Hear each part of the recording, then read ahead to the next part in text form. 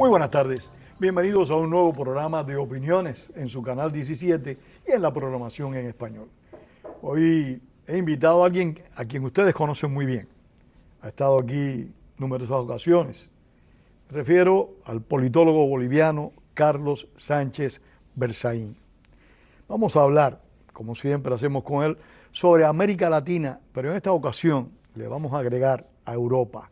Y es que recientemente tuvo lugar una reunión de la Unión Europea con el CELAC, esa entidad fundada por Hugo Chávez Frías y Fidel Castro, que no descansa en ninguno de los dos, hace muchos años, para crear problemas en América Latina, crear problemas en el mundo y tratar de sustituir a la Organización de Estados Americanos. Carlos, bienvenido al programa y una pregunta en caliente. ¿Por qué la Unión Europea se reúne con el CELAC cuando sabemos todos, y ellos lo tienen que saber mucho mejor que nosotros, que es una entidad que realmente no representa a América Latina, sino que representa gobiernos de fuerza de este continente? Gracias, Pedro. Empecemos por aclarar que la CELAC no es una entidad, es un rótulo. Como ellos mismos se describen, es un mecanismo, o sea, es una reunión esporádica de jefes de gobierno, denominada Comunidad de Estados de Latinoamérica y el Caribe, creada entre el año 2010 y 2011 por Hugo Chávez, precisamente para tratar de legitimar las dictaduras que se estaban ampliando en ese momento y que ya tenían problemas de imagen frente a los estados democráticos. Y que pese a que controlaban la Organización de Estados Americanos en ese tiempo, con el secretario Insulza. Y habían también creado en ese tiempo el UNASUR. Y habían creado también el ALBA, el Petrocaribe. El Petrocaribe, varias organizaciones a su beneficio porque político. Con el dinero del derroche y de la destrucción de la riqueza de Venezuela, se podía pagar todo eso, además de todas las campañas electorales en América Latina, para llevar a la presidencia a gobiernos que tratarían de convertirse en dictaduras, como sucedió en Ecuador con Correa, en Bolivia con Evo Morales, o que serían gobiernos paradictatoriales. Y con Daniel Ortega en Nicaragua. Así es, 2007. Entonces, en ese escenario, lo primero que hay que aclarar es que la CELAC es una etiqueta, no es nada. Y la CELAC estaba destruida porque hace unos años el Brasil se salió de ese sistema de reuniones, señalando precisamente en el gobierno anterior que se estaba utilizando políticamente a favor de los gobiernos dictatoriales y totalitarios. Eso fue durante el mandato del presidente de Bolsonaro. Y con el canciller Araújo. Entonces, lo que ha pasado es que ha llegado de nuevo a la presidencia del Brasil Lula. Es muy importante recordar quién es Lula. Lula es el socio principal vivo hoy día del dictador Fidel Castro. Cuando cae el muro de Berlín, 1990, y está cayendo la Unión Soviética, la dictadura parásita de Cuba ve que no tiene cómo sobrevivir. Entonces acude a la única fuente que le quedaba, que es el Partido de los Trabajadores, que tenía toda la recaudación sindical de los trabajadores del Brasil, liderado por Cuba, por Lula da Silva. Y entonces construyen entre Lula da Silva y Fidel Castro lo que se llama el Foro de Sao Paulo. Y el Foro de Sao Paulo se proclama como un mecanismo donde se afilian las FARC, el ELN, los guerrilleros del Perú, todo el mecanismo criminal, antidemocrático, guerrillero y terrorista de la región, para sostener a la dictadura cubana, multiplicando los ejes de confrontación. ¿Qué quiere decir? Como el capitalismo ha derrotado al comunismo, esa confrontación ya no sirve. Ahora vamos a hablar de nacionalismo, de indigenismo, de regionalismo, de lucha generacional, y eso es lo que empiezan a tratar de hacer, pero como no tenían dinero, nada pasa hasta el 1999, Hugo Chávez llega Chávez, pone el dinero, y por eso el siglo XXI se convierte en el siglo de la expansión de la dictadura cubana, el método cubano, con el liderazgo y el dinero de Venezuela bajo el liderazgo de Chávez, que cambia cuando Chávez muere. Y hay señalamientos muy claros y prueba, escrita por Enrique Salas Romer, de que Chávez fue matado por la dictadura cubana para quedarse con todo el proyecto, cosa que fue así. Y desde entonces Venezuela es una colonia Bolivia es un satélite, una colonia de la dictadura cubana, Nicaragua lo mismo, y el jefe del sistema dictatorial de las Américas se llama Cuba. Se quedó con todo lo que estaba construyendo Chávez, porque mientras Chávez estaba vivo, y hay que ver nomás las imágenes históricas, Fidel Castro era su ayudante. Fidel Castro era el segundón de Chávez, que era el que ponía la plata. El que paga manda. Bueno, en esos tiempos pagaba y mandaba Hugo Chávez. Bueno, entonces en ese escenario Lula ha vuelto al poder, ha tomado el gobierno del Brasil, y el Brasil es un país muy poderoso, es una potencia en América y es una potencial potencia en el mundo. Entonces, ese servicio exterior extraordinario, con todo el respaldo de ese gran país, Lula lo ha usado en los primeros 6 meses de su gobierno. ¿Para qué? Primero, para reconocer a las dictaduras de Cuba y Venezuela y sujetar la dictadura de Nicaragua y la de Bolivia con bandera de simulación de democracia. Lo ha utilizado de inmediato para abrirle las puertas, abriendo negociaciones diplomáticas y reconociendo la dictadura de Venezuela. Luego ha hecho una reunión del UNASUR en el Brasil y ha recibido como si fuera dignatario de Estado al perseguido y prófugo de la justicia internacional que se llama Nicolás Maduro. Ha hecho en esa reunión de UNASUR, ha sido criticado por los presidentes del Uruguay, de Paraguay y de Chile, que le han dicho esto no es así, porque Lula tuvo la osadía de decir que todo lo que se habla de Maduro y de lo que sucede en Venezuela es una narrativa. Dijeron, ¿cómo va a ser narrativa? Las masacres, los presos políticos, la tortura, la acusación que está en curso. Bueno, y no solo quedó ahí, sino que también viajó Carlos a Rusia para respaldar la guerra en Ucrania. Bueno, pero te estoy mostrando lo que hace con la política exterior brasileña en 6 meses. Va a la China y proclama que hay que formar un gran frente mundial antiimperialista con una alianza en torno a Rusia, con China, con Irán y con todas las dictaduras del mundo. Lo callan rápidamente y después va a la reunión del G7 y se niega a declarar que Rusia es el Estado invasor en la guerra de Ucrania. El Estado agresor de la Unión. Regresa y conspira en la 53ª Asamblea General de la OEA, que se celebra en Washington, tratando de bloquear, y es derrotado. Y después de eso arma rápidamente la cumbre de la Unión Europea y UNASUR, que es por donde hemos empezado, donde vuelve a fracasar, pero ha hecho como 6 acciones en 6 meses de poner el Brasil y la política exterior al servicio de las dictaduras, tratando de rehabilitar a las dictaduras de Venezuela, de Cuba, de Bolivia y de Nicaragua, y de abrirles vías económicas para que sobrevivan. No, y Carlos, también generando apoyo para el gobierno de Argentina. Bueno, pero han fracasado. Ahora, te quiero contar el último fracaso, que es el fracaso de la llamada cumbre de la Unión Europea con CELAC. Más allá de las fotos y las escenas que producen el primer día, donde el dictador Díaz-Canel llega y se saca foto al lado del presidente del gobierno español y de la presidenta de la Unión Europea, y pasa por ahí la vicedictadora de Venezuela, porque el dictador no se animó a ir, y pasa por ahí el representante de la dictadura de Nicaragua, y pasa por ahí el dictador en ejercicio de Bolivia, Arce Catacora. Más allá de las fotos, todo lo demás es fracaso. Primero, ¿por qué? Porque el solo hecho de que Maduro no asista por miedo a que lo capturen ya es un acto de confesión mundial de que el crimen organizado no puede estar presente donde están los presidentes democráticos. Pero ¿hasta qué punto tú crees que es un fracaso cuando vemos que el señor Zelensky iba a ser invitado a ese encuentro y los gobiernos de Cuba, Venezuela, Nicaragua y Bolivia lo impiden, ellos lo vetaron? Porque eso marca precisamente el fracaso, porque le quitan el carácter democrático, y ahí el fracaso es de la Unión Europea. Bueno, por supuesto que de la Unión Europea le ha puesto un aplazo de punta a punta. ¿Y sabes por qué además es un fracaso? Porque en la decisión que se toma, ya que has mencionado el tema de Ucrania, en la resolución, Nicaragua rehúsa firmar la resolución y se va. Y los demás firman una resolución que es muy tibia y que ha sido grandemente criticada, otra derrota para la Unión Europea. Pero te quiero mostrar las derrotas para la dictadura.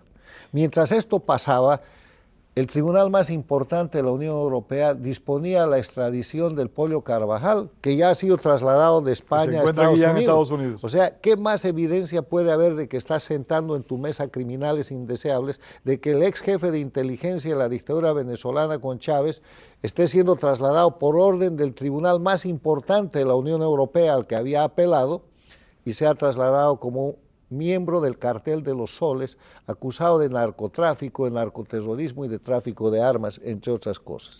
Y la otra gran derrota que se produce en ese mismo contexto, que no es un dato menor respecto al tema, es que en base al Estatuto de Roma, el Tribunal Penal Internacional esos mismos días dispone la prosecución de la investigación por crímenes de lesa humanidad y ratifica la plena competencia del fiscal contra Nicolás Maduro y la dictadura venezolana. Entonces, esos son hechos concretos. Carlos, tú como politólogo, ¿hasta qué punto han podido los venezolanos lograr que Nicolás Maduro sea sindicado como un criminal? Sin embargo, los cubanos, los bolivianos y los nicaragüenses no han podido que los gobernantes de sus respectivos países sean sindicados del mismo delito cuando son también criminales abiertamente. No va a tardar. El tema es que el Estatuto de Roma no ha sido ratificado por Cuba, pero se aplica el principio de derecho universal. Pero para estos dictadores que tú has mencionado, hay otra norma muy importante que es la Convención de Palermo contra el Crimen Organizado Transnacional, que está siendo aplicada en Estados Unidos, en la Argentina y ya en otros países respecto a Venezuela, respecto a Nicaragua y respecto a Cuba. Hay una cantidad importantísima de demandas y las demandas más notables de los últimos meses son las que se llevan a cabo en tribunales federales de la Argentina contra la dictadura de Nicaragua y contra la dictadura de Cuba, porque no hay el espíritu de la Convención de Palermo contra el Crimen Organizado Transnacional es que no debe haber un lugar en el mundo donde los criminales se puedan ocultar para tener impunidad y donde puedan ocultar el resultado de sus delitos, el fruto de sus delitos. Y solamente se necesitan jueces imparciales y acusaciones que están empezando a funcionar con gran éxito. No ha de haber un lugar donde esta gente se oculte. ¿Tú crees que eso ocurra pronto? Está ocurriendo, eso es en presente continuo. Y la dictadura de Bolivia, que ha navegado en esta reunión de Europa todavía con bandera de democracia, está bajo el señalamiento gravísimo de ser además una dictadura satélite de Cuba, que después de recibir en Cuba al canciller ruso y al presidente dictador de Irán, ha llamado a Evo Morales y a Arce Catacora a Cuba y les ha dado la instrucción para que produzcan dos hechos tremendos que han sucedido en las últimas semanas. Primero, Bolivia, después de la instrucción dada en La Habana por la dictadura cubana, ha firmado un convenio cediendo la explotación del litio boliviano a China y a Rusia. Y a los pocos días ha mandado el ministro de Defensa de la dictadura a Irán y ha firmado un acuerdo de complementación militar, haciendo de Bolivia la plataforma militar iraní para violentar la paz y la seguridad internacionales en toda la región. O sea, si después de eso el mundo no señala a Bolivia como una dictadura satélite, títere del sistema cubano, el socialismo del siglo XXI, entonces ya estamos acabados. ¿Cómo ha actuado Estados Unidos ante estos acuerdos bolivianos con China, Irán y Rusia? Yo creo que está actuando, está empezando a tener preocupación, pero no hay que preocuparse de Estados Unidos. La caridad empieza por casa. Los primeros que tienen que actuar son los bolivianos. Después los países latinoamericanos que sí han actuado. La Argentina, siendo un gobierno castrochavista, ha puesto el grito en el cielo y le ha pedido una explicación al gobierno boliviano. El Paraguay ha producido de inmediato una reunión con el jefe del Comando de Infantería de los Estados Unidos, que ha sucedido esta semana. Uruguay ha expresado preocupación. El Perú y Chile están totalmente en estado de alerta porque además la dictadura boliviana, para justificar ese acuerdo, ha dicho que es para desarrollar sus capacidades misilísticas en la frontera con Chile. O sea que lo ha planteado como una agresión al hermano país chileno. Entonces, las cosas están mal, pero van bien. Realmente los caudillos bolivianos no tienen talento. No, son una tecla, son títeres de los cubanos. O sea, la dictadura de Bolivia hoy día no es una dictadura nacional, es como la venezolana y como la nicaragüense, dictaduras títeres. Son subsidiarias. Sí, son satélites. Entonces, en esa dinámica, completar este concepto. Las cosas están mal en las Américas, pero van bien, porque las dictaduras están cayendo, sus errores son tan grandes y su situación es tan grave no tienen pueblo, ninguna dictadura tiene el apoyo ni del 10% de su pueblo. Mira Cuba, después de haber celebrado 2 años del 11 de julio. Lo que tienen es una resistencia creciente, hay cada vez más manifestaciones, no tienen pueblo, no tienen economía. Cuba y Venezuela son estados miserables. El estado más miserable del mundo está disputado entre Cuba y Venezuela año por año. Hay un índice que certifica aquello y este año Venezuela le ha ganado a Cuba, pero el año pasado Cuba era el estado más miserable. No, pero ellos se cambian ese lugar. Okay. Ellos se lo cambian. Y Argentina es el 6º país más miserable del mundo, ojo. Tercero, además de que no tienen economía, no tienen narrativa. ¿Quién se cree hoy día el cuento de la Revolución Cubana? O de la Revolución Bolivariana, o de del proceso de cambio boliviano. Carlos, yo no soy tan optimista como tú. Pues no es optimismo, es descripción de la realidad objetiva. Bueno, porque no tengo esa visión de la realidad que tú tienes. El cuarto elemento, mi querido Pedro, es que no tienen opciones. ¿Dónde está la Unión Soviética, que mantuvo a Cuba hasta el año 90-91? ¿O dónde está Chávez, que le entregó un país entero desde el año 99 hasta ahora y que lo han hecho desaparecer? Permíteme, Carlos. No hay esa opción. No hay esa opción. Yo sé que no tiene futuro. Lo que sucede es que yo vengo de un país que va a cumplir ahora en diciembre 65 años de dictadura. No un día ni un dos. ¿Sí? 65 años. Y yo vengo de un país que tiene 20. Sí, o sea, un país que tiene 20. 20 de que rompieron la democracia. Sí, me preocupo y me preocupo mucho, Carlos. Ese consejo tuyo no lo voy a seguir. Se están cayendo porque además están identificados no como un proceso político, sino como un proceso criminal. Yo creo que en ese punto sí ha habido grandes progresos. Han convertido las dictaduras en narcoestados. Pero hoy día están atacando a los principales países del mundo y este es otro de los temas del fracaso de la Unión Europea, para volver al tema. Han llevado a las dictaduras de América Latina, que son las socias de Rusia y que apoyan la invasión a Ucrania, a presentarlos en sociedad en Europa cuando son enemigos de Europa. Son los tipos que están sosteniendo al agresor de Europa y son enemigos por doble partida porque son los narcoestados que inundan de droga a Europa. Yo que soy un admirador de Europa. La dirigencia política europea ha tenido un pecado capital muy grande históricamente. Yo recuerdo que en los años 80, si no me equivoco, era Valéry Giscard d'Estaing, el presidente de Francia. Valéry Giscard d'Estaing defendía a las guerrillas del Frente Farabundo Martí en El Salvador, le prestaba apoyo, le daba tribuna en Francia a esas guerrillas, mientras respaldaba, como era justo, al sindicato Solidaridad en Polonia. O sea, los europeos como que miran a América Latina como, y no digo todos, sino una buena parte de ellos, como si fueran indios con levitas, como se decía en el pasado. Eso también está cambiando. Y ¿Tú crees que eso está cambiando? Te pido que veas las fotos y las imágenes de esta última reunión en Europa. Estaba el presidente del gobierno español, el presidente de Francia y la presidenta del bloque. Nadie más. Nadie de los países nórdicos, nadie de los Países Bajos, nadie más de los 27 países de Europa se interesó en ese tema. Y además hubieron críticas internas muy fuertes en sentido de decir, hablemos de derechos humanos, hablemos de la liberación de presos políticos, hablemos de los presos políticos que hay en Cuba por el 11 de julio, hablemos de la tortura, hablemos de todos los crímenes que cometen. O sea, fueron por lana y se salieron trasquilados. Ahora, hablaron al principio de 45.000 millones de euros para invertir en América Latina. Y al final de la reunión, 2 días duró la reunión, se estaba hablando de las condiciones de respeto a los derechos humanos y te aseguro que ninguna de las dictaduras va a recibir un peso.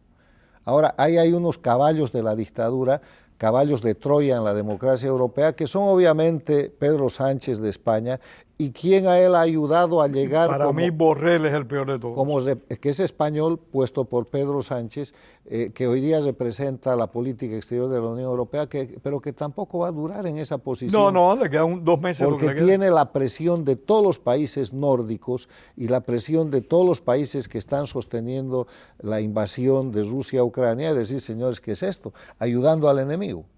no durmiendo con el enemigo, ayudándolo. Ayudándolo, colaborando con el enemigo, abiertamente. Se está acabando eso. ¿Para qué ha servido la cumbre esta de Europa?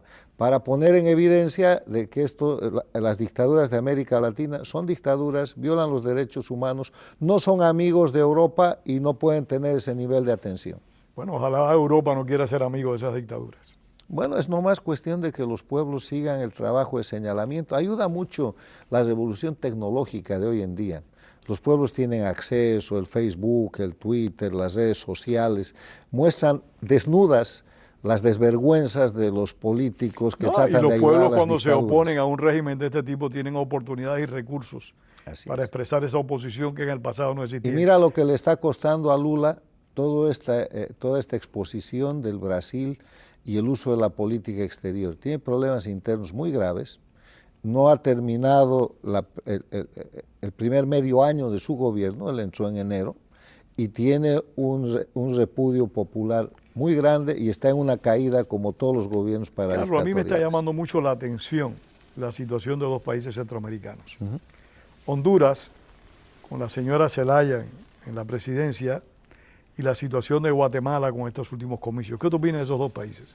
Bueno, que están bajo la influencia negativa del socialismo del siglo XXI, que creen que todo es posible y que quebrar la democracia no es sino un trámite. Están haciendo manipulaciones de carácter criminoso, buscando aliados equivocados, están entregando a la China, están haciendo fraudes electorales, pero no tienen consistencia. Yo quiero recordarte que de esos mismos países, gran parte de los expresidentes que no están presos están perseguidos por la justicia y alguno de ellos está también preso en la justicia norteamericana por delitos de narcotráfico. O sea, son países de tan alta rotación que se paga más rápidamente los delitos que han cometido. Esto que están haciendo es algo totalmente anormal, pero muy pronto estarán pagando la gente que tú has mencionado los delitos que están cometiendo. Que así sea, Carlos. Es que ya sucede, están en la cárcel ahora mismo. Sí, pero hay dos que están gobernando y están generando muchos problemas y muchos conflictos. Así es. Carlos, ¿cómo tú ves la situación de Ecuador con Lasso? Muy crítica, porque Lasso ha sido un muy mal presidente. Hay una cosa que nadie perdona en este mundo, el mal gobierno. Y ahí no hay derecha e izquierda. Macri es un ejemplo de eso. Ahí no hay derecha. Mira, el mal gobierno de Castillo en el Perú, siendo un tipo que se decía del socialismo del siglo XXI, un gobierno paradictatorial, lo llevó a dar un golpe de Estado y hoy día está en la cárcel. En el otro lado, no de izquierda, Lasso, un conservador, un pésimo gobierno en el Ecuador y lo ha llevado a ejecutar lo que llaman la muerte cruzada, que es convocar a elecciones generales de presidente, vicepresidente y miembros del legislativo en su medio periodo. Y ahora viene la elección que es el 20 de agosto, una elección en la cual están corriendo varios candidatos, pero la candidata más importante es la candidata de Correa, que está tratando de ganar en la primera vuelta y para eso necesita 40%. La candidata de Correa que supla a Correa, ¿no? Sí, que necesita ganar con el 40% y con el 10% de ventaja sobre el segundo. Pero hay un segundo y un tercero y un cuarto que van muy juntos, que son Otto Sonnenhonsel, que fue el ex vicepresidente de Lenín Moreno, está Fernando Villavicencio, que es un luchador contra la corrupción muy popular, y está Yacu, que es el dirigente indigenista. Y en verdad la elección del Ecuador hoy día se resume en quién llega segundo para ir a la segunda vuelta, porque ese va a ser el presidente. Entonces, de esos tres, uno va a llegar y va a derrotar a la Luisa, que es la candidata de la dictadura, que no tiene ningún empacho en poner toda la fuerza del dinero mal habido del socialismo del siglo XXI, que es corrupción, que es lavallato, que son contratos Odebrecht y todo eso, para tratar de sostener esa elección. Yo creo que el Ecuador se va a salvar porque tiene una fuerte institucionalidad, en medio de un final trágico, de un mal gobierno que hoy día está siendo atacado tanto por el crimen organizado como por el narcotráfico. Hay un hecho que destacar: han asesinado al alcalde de una población donde estaban antes las bases militares de antinarcóticos de Estados Unidos, de Manta. El alcalde de Manta ha sido asesinado. Y eso ha venido precedido por unas denuncias que ahora se están poniendo en evidencia, donde, por ejemplo, él era muy opositor a la posición del correísmo, de Correa y de su gente, Y circula por las redes un Twitter de la candidata de Correa que decía vamos a enterrar a este alcalde, previo a su asesinato. Está bien complicado. Muy grave, muy grave. Han producido motines en todas las cárceles del país y eso no se produce sin un contacto muy serio con el crimen organizado. ¿Alguien que lo estimula? Bueno, es el socialismo del siglo XXI, siempre lo ha hecho. Cuando no estaba Lula en el Brasil, que ahora está tranquilo, esas cosas se producían igual en que el los Brasil. Incendios, cuando agarró la presidencia Bolsonaro, empezaron a producirse esos incendios devastadores. Que es terrorismo, igual que el incendio de toda la zona sur de Chile con los mapuches, lo que está pasando con las ocupaciones de tierras en la Argentina. De Argentina quiero hablar de que se acaba el programa y nos quedan solo 3 minutos. Bueno, Argentina este 13 de agosto tiene las PASO. ¿Qué son las PASO? Son las primarias argentinas, que quiere decir primarias abiertas, simultáneas y obligatorias, que es un mecanismo genial que ha inventado la Argentina para que vayan a elección solamente 2 o 3 candidatos y de esa manera el presidencialismo tenga gobernabilidad. Y ahí está corriendo... Tenga gobernabilidad siempre y cuando los peronistas lo permitan. No. El peronismo está corriendo con Massa. Hay una verdadera disputa en Juntos por el Cambio, que es el grupo de Macri que no corre, donde está Patricia Bullrich un poco adelante y Rodríguez Larreta después. Y hay un candidato independiente que es Milei, que está de caída. Tuvo una gran subida y está de caída. Entonces lo que se prevé es que vas a tener 3 candidatos para la elección de octubre de este año y es previsible que la oposición le quite el poder al kirchnerismo. Pese a que Massa es un candidato diferente, es un candidato que ha sido antikirchnerista en su momento, pero yo creo que la elección de octubre de este año señala la muerte del kirchnerismo, ojalá sin impunidad. Sí, el problema es que la impunidad se mantiene, esa gente no son, como le dicen en Venezuela, no son interdictados, no son prohibidos como candidatos. Mientras tanto, la Argentina es el 6º país más miserable del mundo, por la pobreza, por la inflación, por la inseguridad, habiendo sido hace un siglo exactamente la 3ª potencia mundial. Sí, señor. Un siglo ya. Sí. Mira las cosas que puedes hacer con mal gobierno y con tendencias comunistas y socialistas. Venezuela era el país más rico de Latinoamérica hace 25 años. Hoy es el país más miserable del mundo. Carlos, se nos acabó el tiempo, lamentablemente. Gracias por haber estado acá una vez más. Y gracias a ustedes por compartir esta tarde de domingo con opiniones. Tengamos siempre presente, como decía el apóstol José Martí, la palabra es para decir la verdad y no para encubrirla. Hasta la próxima semana. Gracias.